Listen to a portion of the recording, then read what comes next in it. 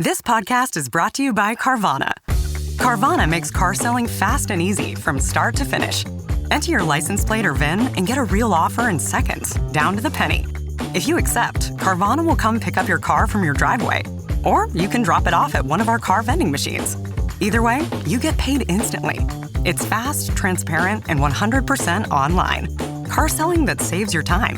That's Carvana. Carvana. Pickup fees may apply.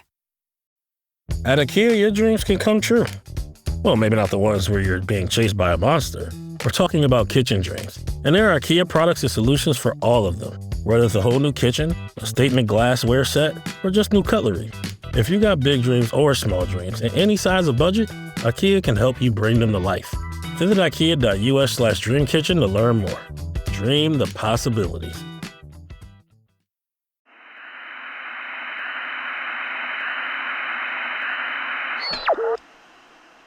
This October, the wrong station celebrates a decade of dread. You can read the show notes to discover terrible new ways to celebrate with us. Today's episode, The Thief and the Mares, is written and performed by Anthony Botelho.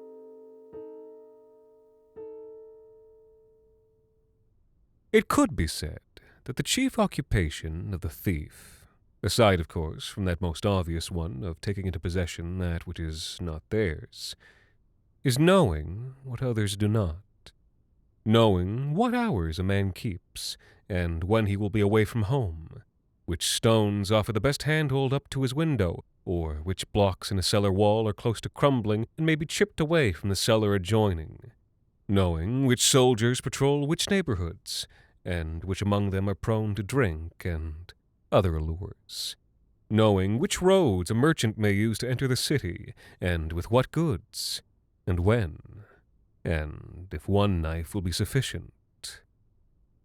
Knowing, in this particular case, which cells in the city jail, that carved rock face within the palace grounds, had bars most ready for prying, and which nights of the year, the festival of teeth tonight, for instance, might see all the other cells filled up. Oh, how he blubbered and mewled, playing to the guard's cruelty, all but ensuring that he would be tossed into this darkest, most wet and secluded room. Exactly as was his intention. The fools. Now he was crouched in the corner, using the wrought iron nails he'd kept hidden in his cheeks to chip away at the rotten stone and old clay that held the bars in place. Stupid old Paideros. He'd been the one who'd first noticed, having been thrown in here to await trial after some petty theft. But poor old Paideros, always struggling to fashion a thought, did not know what to do with his knowledge. So he came to wise Vithis. Now Vithis knew, and Paideros was dead. The rest was easy. The palace was not guarded nearly as well within the walls, and from inside it was a simple thing to slip by those few guards in place and into the treasury, wherein was carved Macedonian gold and shining Athenian silver, fine silks, polished enamel, and smooth agate gems. All mine, he said, with hushed, scornful glee. All for Vithis, the smartest man in Thrace, now the richest man in Thrace. He was a man who took great satisfaction in his work. Most of all, not just in knowing what others did not, but in the ignorance of his victims. The man crying out in the streets at dawn, no conception of how he had been stolen blind in the night. The stumbling drunk, no sense of the purse cut from his belt. The old woman on her way home with her basket of fish, unaware that the dim alley she had turned down was the last thing she would ever see. These moments were what Vithis the thief cherished most. Now, his sack fat with riches, he began creeping his way out of the palace. He could not go back the way he came. They'd have found his cell empty by now. But no matter. He wound his way down hallway after hallway, avoiding the guards, his sense of direction perfect, until he found an exit out and open air once again. All he had to do was sprint for the outer walls and shimmy down the rough stones. He'd be gone, with more coin than he'd made in all the rest of his days, more than any of those gutter rats down in the Tirida slums. But halfway through his dash, something caught his eye. He'd emerged, he now noticed, by the royal stables, a lush meadow enclosed by the high walls on one side, by clean pickets on the other. The animals grazed or watered or sat in the shade of their habitations, whiling away the moonlit hours. Fat sheep and hardy goats. And horses. Not just any horses, though.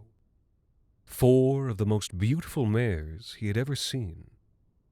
He approached, filled with an almost innocent awe and trepidation, as though he were stepping into the cave of the oracle. Magnificent creatures, and large, powerful. One, he reckoned, could carry the same load as an ox.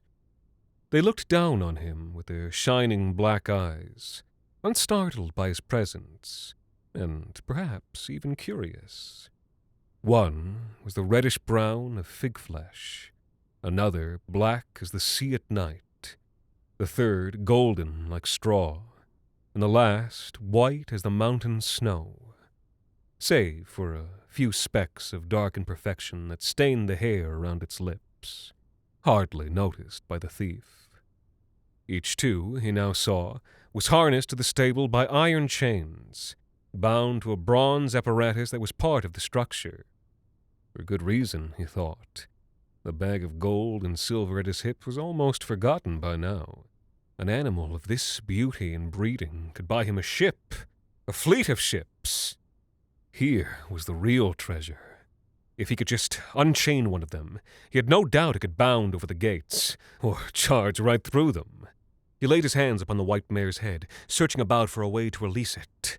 Yes, he'd take this great beast and become the richest man in all of Thrace, all of Greece! The king, the guards, Paideros, his cohort, his victims, all of them fools.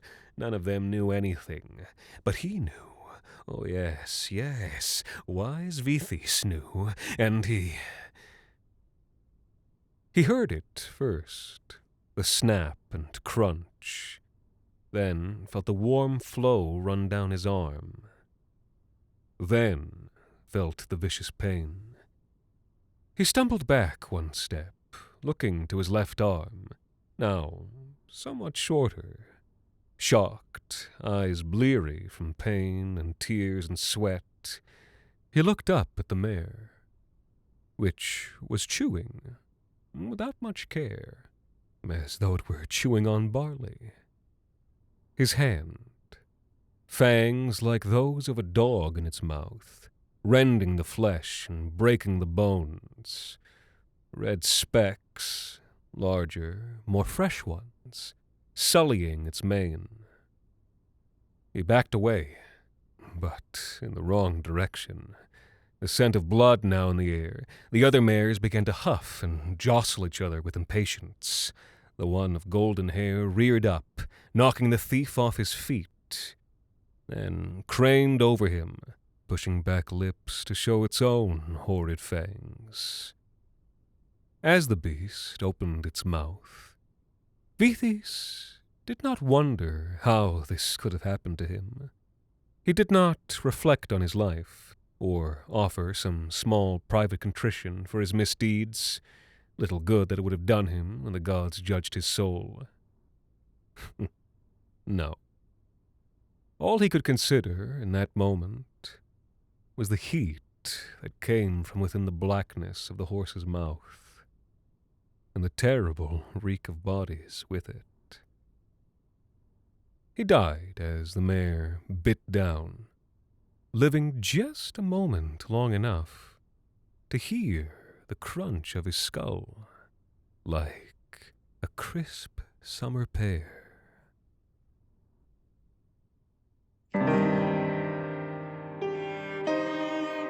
The Wrong Station is made possible with the generous support of our listeners on Patreon. Join us today at patreon.com/The Wrong Station for bonus episodes, behind-the-scenes content, ad-free listening, and additional goodies celebrating our decade of dread. The Wrong Station is co-produced by Alexander Saxton, Anthony Botelho, and Jacob Duarte Spiel, with music composed and performed by Alon Citrin, and arranged for the viola and performed by Viola Schmidt. You can follow us on social media at The Wrong Station, or email us at thewrongstation@gmail.com. And until next time, thank you for listening.